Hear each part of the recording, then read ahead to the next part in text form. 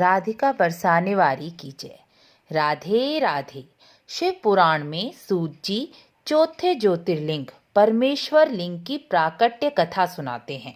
वही कथा मैं आपको सुनाती हूँ। ओंकार तीर्थ में स्थित ज्योतिर्लिंग का नाम ओंकारेश्वर नहीं, शिव पुराण में इसका नाम परमेश्वर लिंग बताया गया है। ओंकार तीर्थ में प्रकट होने के कारण दूसरे ज्योतिर्लिंग को ओंकारेश्वर लिंग कहा जाता है।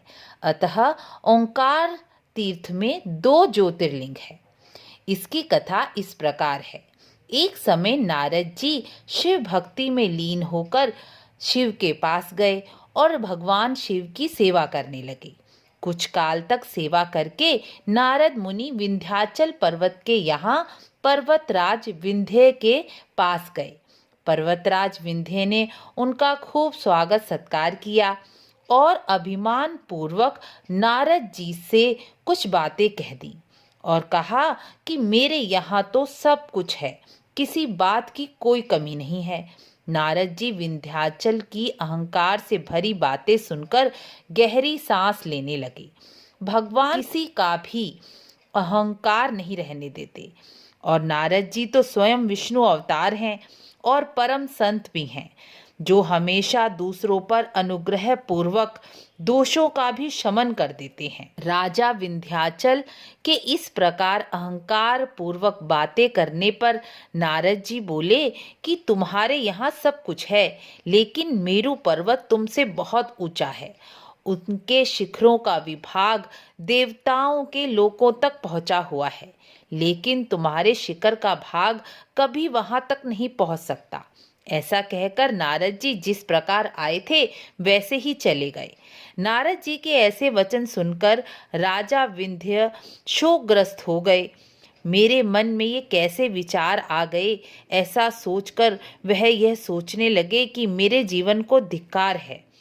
विंध्याचल ऐसा सोचकर भगवान शिव की आराधना और पूजा करने लगे।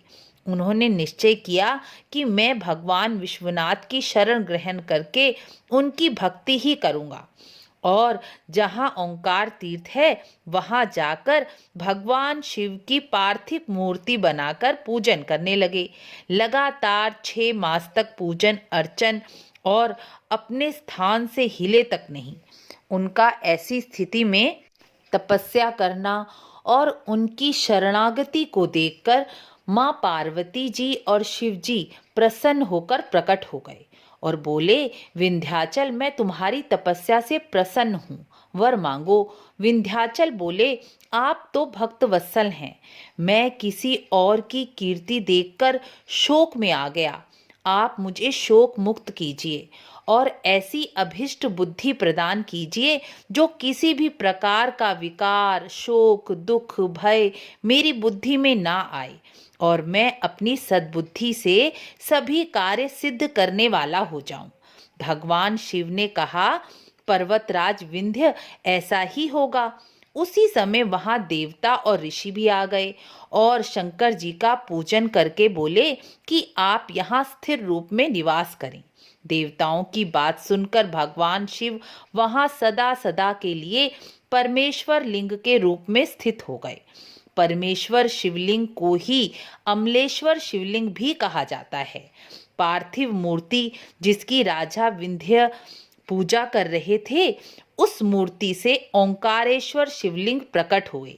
इस प्रकार ओंकारेश्वर और परमेश्वर शिवलिंग दोनों लिंगों की पूजा देवताओं और ऋषियों के द्वारा की गई और विंध्याचल और देवता ऋषि अपने स्थान पर चले गए।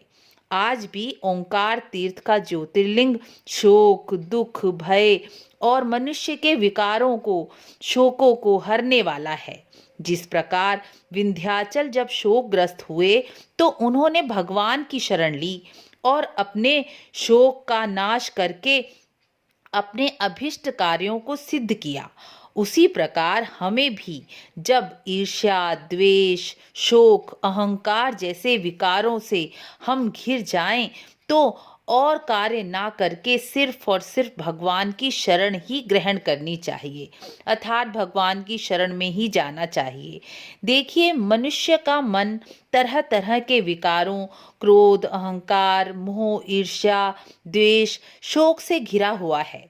संसार में रहते हुए ऐसे विचार आना भी स्वाभाविक है, इससे हम बच नहीं सकते। लेकिन जरूरी यह है कि हम इन विकारों में फंसकर दूसरे की हानि या गलत कर्म में ना फंसकर उनके नाश के लिए भगवान की शरण ग्रहण करें, भगवान में समर्पण बुद्धि करें, क्योंकि हमें इन विकारों से भगवान ही बचा सकते हैं। इस कथा में शरणागति और तपस्या भक्ति की महिमा है। हम तपस्या ना भी कर पाएं तो शरणागति तो अवश्य ही कर सकते हैं।